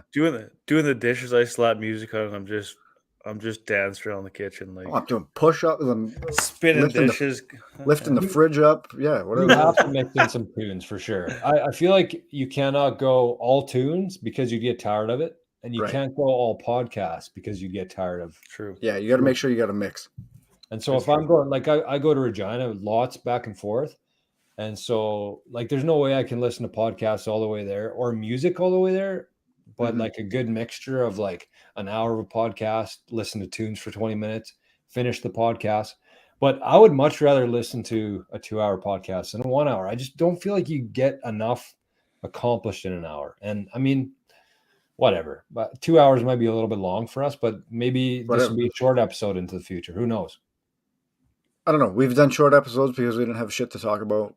Now we do long ones when we've got shit to talk about. I don't think we have to actually have a designated timeline. No, I don't think so. If we do whatever the fuck we want. This is ours. It's true. Okay, so next week, everybody refresh themselves for 6, 7, 8. We're gonna finish off the series. It has taken us way too long, in my opinion. No, but at the same time, I get in shit every time I start watching one because Liz is like, I want to watch it with you. But we'll wrap the series up next week. Maybe dive into some F1. Have you started it yet? Oh yeah, it's good. Yeah? See, my brother-in-law said he didn't like it. But he is deep in F1 now. Yeah. Like he bought like the video game. He's got himself, he made like himself like the steering wheel setup and shit. Like he's got it all on. Like it's fucking crazy how deep he is in the F1 after watching the show. He's got to go to Montreal. So he's like, I'm scared to get into the golf one now. He's like, I think I might get addicted to it too. So we'll see what happens there. But no, we'll recap the last 3 episodes. I'm sure there'll be some more trades in the next couple of days. We've only got till Friday. But if this has been any indication these last 3 weeks, there might be some more randomness that pops up. So we'll have some more shit to cover. We'll get to our segments in 2024. I actually have nothing, so I'm just glad that we keep pushing I think that we might have to start with our segments next epi and maybe just so you can squeeze them in. Should we do them right now? I'm just kidding. No. We might actually have to start the podcast earlier though if we're going to be doing 2-hour epis here. Because we got behind the scenes work to do here, man. We got the edits, we got the uploads, we got the media requests. Let's get the hell off this podcast then. Yep, we're out of here. Love you, boys. Later. Peace. See you, boys. Love you, boys. See you next week.